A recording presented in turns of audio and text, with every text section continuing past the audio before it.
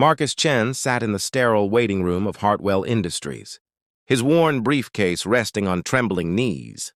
Through the floor-to-ceiling windows, he could see the city sprawling below, full of opportunities that always seemed just out of reach. His daughter's voice echoed in his mind from that morning. "Good luck. Daddy, I know you'll get it this time." At 7 years old, Emma believed in him with a faith that terrified him. What she didn't know was that this was his last interview, his final chance before the eviction notice became reality. The weight of single parenthood pressed down on his shoulders like an invisible mountain, and today, that mountain felt ready to crush him completely.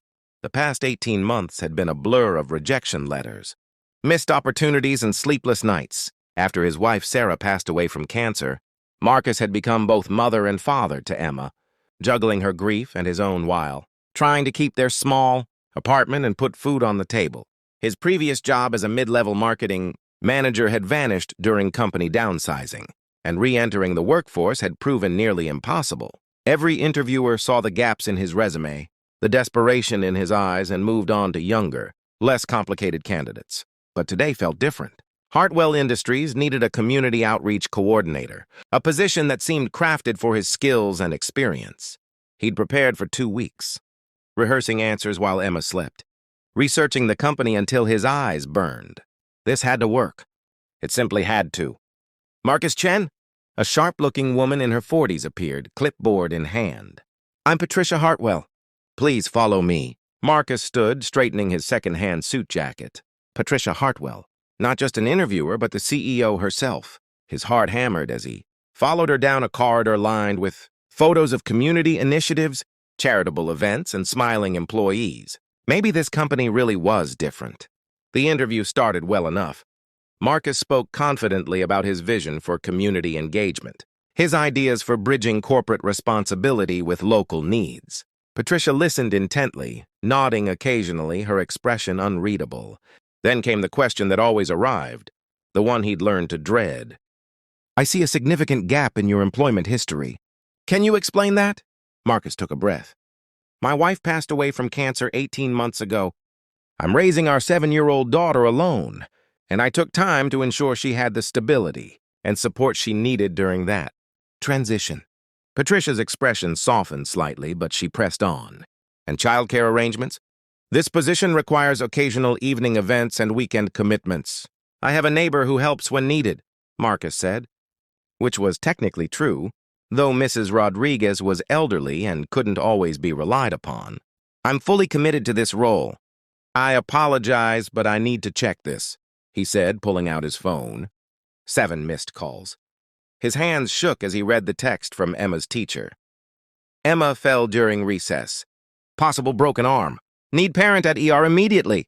The room tilted. Marcus stood abruptly, chair scraping against polished floor. "I'm so sorry. My daughter's been taken to the emergency room. I have to go." Patricia stood as well, her professional mask firmly in place. "I understand. We'll be in touch." But Marcus barely heard her. He was already moving toward the door, his mind racing through logistics he couldn't afford. The hospital. The medical bills. Missing this interview meant losing this job, which meant losing the apartment, which meant failing Emma completely. But none of that mattered because Emma needed him, and she would always come first, even if it cost him everything. He punched the elevator button repeatedly, cursing its slowness. When the doors finally opened, he rushed inside, and that's when he heard footsteps running behind him. "Wait, Mr. Chen, please wait!" Marcus turned to see Patricia Hartwell hurrying down the hallway. Slightly breathless, her professional composure cracked. She held out his briefcase, which he'd abandoned in his panic. "You forgot this," she said, pressing it into his hands. Then she surprised him completely. "Which hospital?" "St. Mary's, but I don't—" "My car is faster than whatever you're planning. Come on." Before Marcus could process what was happening, Patricia was striding toward the executive elevator, gesturing for him to follow. Minutes later, they were in her silver Mercedes, weaving through downtown traffic with surprising urgency. "You don't have to do this," Marcus said, gripping the door handle as Patricia expertly changed lanes. "I've already blown the interview." "You didn't blow anything," Patricia replied, her eyes fixed on the road. You showed me exactly who you are. Now tell me about Emma." And somehow, in that car racing toward the hospital, Marcus found himself talking about Sarah's last months, about Emma's nightmares and her brave face, about the juggling act of being everything to a child who'd already lost so much. Patricia listened without judgment, occasionally nodding, her jaw set with determination. They reached St. Mary's in record time. Patricia pulled up to the emergency entrance. "Go, I'll park and find you." Marcus ran into the ER, his heart pounding. At the desk, he gasped out Emma's name, and a nurse directed him to Bay 7. Behind the curtain, he found his daughter sitting on an examination table, her left arm splinted, tear tracks on her cheeks. The moment she saw him, her brave facade crumbled. "Daddy!" He wrapped her in his arms, careful of her injury, breathing in the strawberry scent of her shampoo. "I'm here, baby." "I'm right here." "You're so brave." The doctor confirmed a fracture requiring a cast. As she explained treatment plans and follow-up appointments, Marcus felt the familiar panic rising. How would he pay for this? But then Patricia Hartwell appeared in the doorway, and Emma's eyes widened. "Is that a princess?" Emma whispered, staring at Patricia's elegant business attire. Patricia smiled, a genuine warmth transforming her face. She approached the bed slowly. "Hi, Emma. I'm Patricia, a friend of your dad's. That's quite an adventure you had today." For the next hour, while doctors set Emma's arm and applied a bright purple cast at her request, Patricia stayed. She told Emma stories about breaking her own arm as a child, made her laugh with silly jokes, and somehow made the sterile ER feel less frightening. Marcus watched in amazement as this CEO, who should have been back in her office conducting interviews, sat on a hospital chair holding his daughter's good hand. When the paperwork came, Patricia quietly intercepted it. "The company has an excellent health insurance policy," she told Marcus.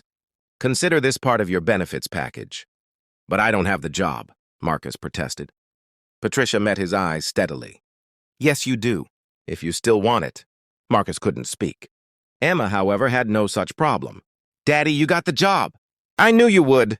Later, after Emma had fallen asleep in the car on the way home, hopped up on pain medication and exhaustion, Patricia helped Marcus carry her upstairs to their modest apartment.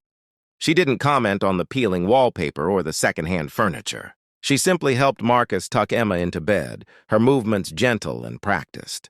In the small kitchen, Patricia wrote down information for him, her business card, HR contact details, and start date. Then she paused, her professional mask slipping away entirely. 12 years ago, I was you, she said quietly. Single mother, drowning in medical bills, terrified I'd lose everything. Someone gave me a chance when I didn't deserve one on paper. They looked past the resume and saw the person. She met his eyes. You ran out of that interview without hesitation because your daughter needed you. That told me everything I needed to know about your character, your priorities, and your values. Those are things I can't teach. The rest is just details. Marcus's eyes burned with tears he'd held back for too long. Thank you. You have no idea what this means. Actually, I do, Patricia smiled. Welcome to Hartwell Industries, Marcus. We're lucky to have you. After she left, Marcus sat in Emma's doorway, watching his daughter sleep peacefully despite her purple cast. For the first time in 18 months, he felt something unfamiliar bloom in his chest. Hope, not the desperate, grasping kind he'd been clinging to, but something solid and real. He thought about how close he'd come to losing everything, how one emergency could have toppled his carefully balanced house of cards.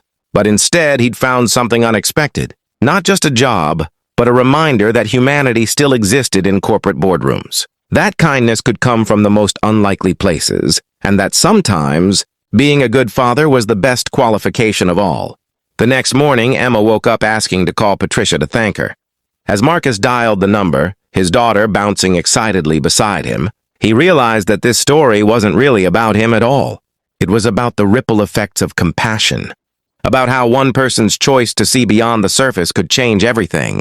Patricia had run after him, not because she needed to fill a position, but because she remembered what it felt like to be drowning and desperate. And now Marcus would carry that forward. He would work hard, not just for his paycheck, but to honor the faith she'd shown in him. And someday, when he had the power to help someone else, he would remember this moment and pay it forward.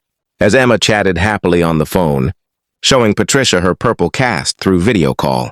Marcus looked out his window at the city below. It was the same view as yesterday, but somehow everything looked different. The opportunities didn't seem quite so far out of reach anymore. The mountain on his shoulders had lifted, replaced by something lighter, something that felt suspiciously like a future. Sometimes the universe puts people in your path exactly when you need them. Sometimes humanity shows up in a CEO who runs after you, who drives you to the hospital, who sees your heart before your resume, and sometimes the worst day of your life becomes the doorway to something better than you ever imagined possible. Marcus Chen had walked away from that interview thinking he'd lost everything. Instead, he'd found something far more valuable. Proof that goodness still existed in the world, that people still cared, and that a single act of kindness could change the trajectory of 2 lives forever.